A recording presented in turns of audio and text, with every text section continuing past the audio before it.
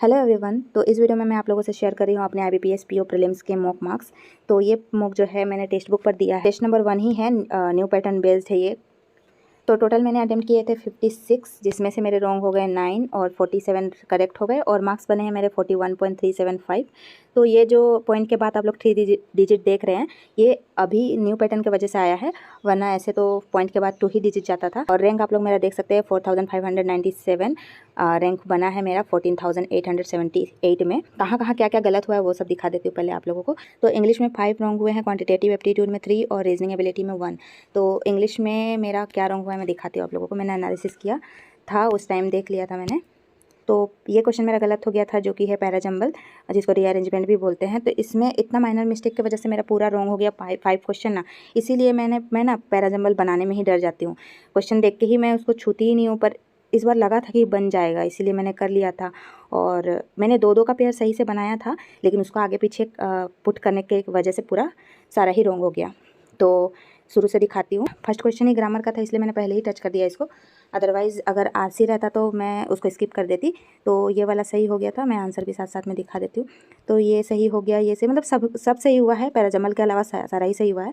ये वाला मेरे से नहीं बन रहा था, फिर बाद में मैंने इसका एक्सप्लेनेशन अच्छे से देखा और अच्छे से एक्सप्लेन किया हुआ रहता है तो समझ में आ जाता है, अलग से इसको सर्च नहीं करना पड़ता है। तो इसका मैंने देख लिया था, ये दोनों सही हो गए थे। अच्छा, इसके बाद आ गया था 5th क्वेश्चन में ही आरसी। इसको मैंने पढ़ा नहीं था, मैंने स्किप करने का सोचा था। फिर फर्स्ट क्वेश्चन मैंने देखा तो यहाँ पे लिखा हुआ था 250 और 2001। तो मुझे पता चल गया कि आराम से बन जाएगा। तो देखो यहाँ पे मिल गया था मुझे, फटाक से मिल गया था 250 यहाँ लिखा हुआ था।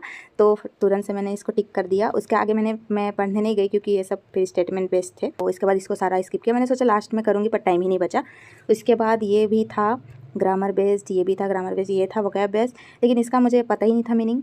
इसका भी मुझे पता नहीं था मीनिंग और इसका भी मुझे पता नहीं था मीनिंग। मेरा वोकैब मतलब पूरा चौपट है। मतलब मैं सोच रही हूँ ना कि अब ब्लैक बुक्स का नाम बहुत सुना है, तो अब उसी से करके एक बार देखूंगी, क्योंकि कुछ भी कर लो यार, वोकैब इतना गंदा मैं परफॉर्म करती हूँ ना उसमें, तो बोलो ही मत।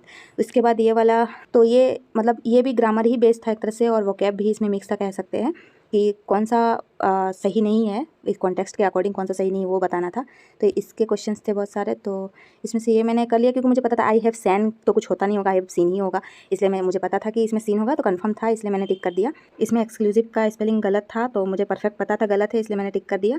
मैं ना इंग्लिश में एकदम रिस्क ही, मैं जब मॉक देती हूँ ना तो इंग्लिश में बिल्कुल भी रिस्क लेने का मुझे मन नहीं करता है, और एकदम श्योर रहती हूँ तभी करती हूँ, फिर भी मेरे से गलत हो जाता है। इसके बाद ये सब था वोकैब से रिलेटेड। वोकैब में तो आप लोगों को पता ही है, बहुत इजी रहता है तो बना लेते, इसमें इनहेंस था, बना लिया। ये सब थोड़ा टफ लग रहा था, फिर नहीं बना पाई। इसके बाद ये तो इसका तो कहानी मैंने स्टार्टिंग में ही बता दिया कि चौपट कर दिया इसको ऐसे ही मैंने। उसके बाद आ जाते हैं क्वांट पे। क्वांट का क्या क्या रॉन्ग हुआ है पहले उसको देखते हैं।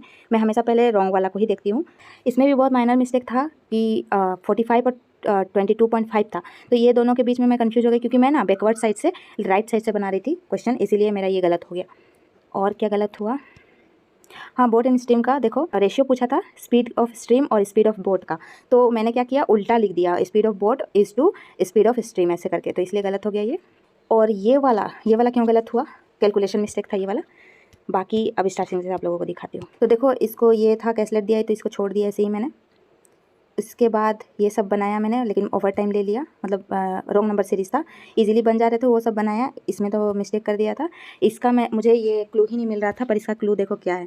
इसमें स्क्वायर प्लस माइनस, स्क्वायर होने के बाद प्लस माइनस वाला केस है, तो उतना तो दिमाग में नहीं खपा पाई उसमें। उसके बाद ये अर्थमेटिक का ये वाला क्वेश्चन बना लिया था, ये गलत हो गया था। इसको मैंने बनाने का कोशिश किया था थोड़ा सा, लेकिन फिर मुझे लगा कि ये फिर टाइम टेकिंग बहुत ज़्यादा हो जाएगा, इसलिए मैंने इसको छोड़ दिया। फिर डीआई को तो मैंने सारा बना लिया, जिसमें से एक रॉन्ग हो गया। ये इजी डीआई था, इसमें मेल और फीमेल का अलग अलग निकालना था। उसके बाद ये वाला अर्थमेटिक छोड़ दिया, ये भी छोड़ दिया। सिंप्लीफिकेशन बनाया सारा, एक छोड़ दिया बस ये वाला। ये बनाया भी था लेकिन बना नहीं लास्ट में। अच्छा हाँ, एक बात तो मैं बताना भूल गई आप लोगों को। देखो जो नया पैटर्न आया है अभी, जिसमें मार्क्स का घोटाला हुआ है, तो क्वांट में जो घोटाला, तो क्वांट में जो क्वेश्चन है 35 क्वेश्चन में 30 मार्क्स आएंगे, तो ये कैसे बनेगा फिर क्वेश्चंस। तो क्वेश्चंस ये लोग कैसे बना रहे, देखो सिंप्लीफिकेशन में ये यहाँ देख सकते हो आप लोग, 0.5 मार्क्स मिलेगा। सिंप्लीफिकेशन अप्रोक्सीमेशन जो भी आएगा, जो 1 लाइनर रहेंगे उसमें 0.5 मार्क्स मिलेगा। और आप लोगों को मैंने दिखाया नहीं, रॉन्ग नंबर सीरीज़ में भी यही हाल है देखो। तो मतलब यार ये तो मुझे तो ऐसा नाइंसाफ़ी सा लग रहा है। चलो कम से कम पहले बनाते थे तो हम लोग को फुल मार्क्स तो मिलता था, अब तो वो भी नहीं यार, अब तो 0.5 मिलेगा, तो क्या ही फ़ायदा इतना मेहनत करके। तो इसीलिए मुझे ये चीज़ पता नहीं, पर्सनली मुझे ये चीज़ अच्छा नहीं लगा कि यार पहले इतना ही यही क्वेश्चन बनाकर हमें मिलता था 1 मार्क्स और अब 0.5 मार्क्स मिल रहे हैं। ये तो मैंने पढ़ा ही नहीं है, मेंसुरेशन का है ये। इसके बाद ये वाला रेशियो क्वेन बेस था, क्वेश्चन बना लिया था मैंने। फिर ये इसका एक क्वेश्चन बनाया था बस ईजी वाला, बाकी सब लेंदी लग रहे थे और टाइम भी नहीं था, तो मैंने ईजी वाला ये ढूंढ कर बना लिया। तो क्वांट में इतना ही था। अब रीजनिंग में दिखाती हूँ। यार बहुत लंबा बन जा रहा है, इतना डिटेल से फिर नहीं बताना चाहिए था ना। खैर छोड़ो, अब हो गया जो हो गया। तो देखो रीजनिंग में भी आप लोगों को बताऊंगी कहाँ पे लोचा है, मतलब कहाँ पे मार्क्स का लोचा है, आप लोगों को बताती हूँ। तो देखो यहाँ पे ये वाला क्वेश्चन है, तो इसको मैंने टच नहीं किया था। मैंने सोचा कि पहला ही पजल है तो पक्का टफ होगा, ऐसे मैंने सोचा, इसलिए मैंने नहीं छुआ उसको। उसका ये वाला आ गया था, बहुत ईजी था ये वाला, तो तुरंत बना लिया मैंने, फिर भी ओवर टाइम ले लिया 5 सेकंड का। उसके बाद ये वाला देखो, अब बताती हूँ। तो इतना बड़ा आप लोग देख रहे हो पजल, तो अभी बनाने में इसको टाइम भी उतना ही लगता। तो इसमें 2 मार्क्स दिया है। देखो इसमें 5 क्वेश्चन है, सब में 2 मार्क्स देख सकते हो आप लोग ऊपर में। और रॉन्ग हो गया तो 0.5 मार्क्स कट जाएंगे इसमें। और अरे यार फिर एक चीज़ भूल गई मैं, रुक जाओ। देखो अगर इसमें रॉन्ग हुए हैं तो इसमें मतलब क्वांट में जो 0.5 मार्क्स के क्वेश्चन है उसमें अगर रॉन्ग हो गया तो उसमें 0.125 मार्क्स कट जाएंगे। इसी वजह से 3 डिजिट में आ रहा है हमारा मार्क्स कट कुटा के। तो देखो फिर आ जाते हैं हम लोग। तो हाँ, इसमें यही केस है। तो अगर जिसका पजल अच्छा है, बहुत अच्छा है, तो वो आराम से 5 क्वेश्चन बनाकर 10 मार्क्स गेन कर सकते हैं आराम से। अगर मान लो 4 मिनट का पजल है, पीओ लेवल का है, तो 4 मिनट लगेंगे मान लो। तो अगर आप लोग इसको 6-7 मिनट में भी बना लेते हो तो आप पूरी 10 मार्क्स मिल जाएंगे। तो ये सही है। इसके बाद सिलोगिज्म का 3 क्वेश्चन था, जिसमें से मेरा 1 रॉन्ग हो गया।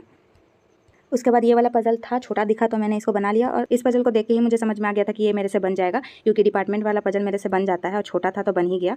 उसके बाद इसके 4 क्वेश्चन थे, नहीं 5 क्वेश्चन थे। इसके बाद सर्टेन नंबर वाला आया था। पहले मेरे से सर्टेन नंबर वाला नहीं बनता था, फिर बनाते बनाते अब तो कॉन्फिडेंस आ गया, पर टाइम से नहीं बनता है। उसके बाद इसके 5 क्वेश्चन थे। इनइक्वालिटी के 3 क्वेश्चन थे। उसके बाद ये वाला पजल था, ये पर्सन और कार वाला क्वेश्चन था, इसको भी मैंने टच किया था। उसके बाद लास्ट में था ये वाला बैकवर्ड और फॉरवर्ड काउंटिंग।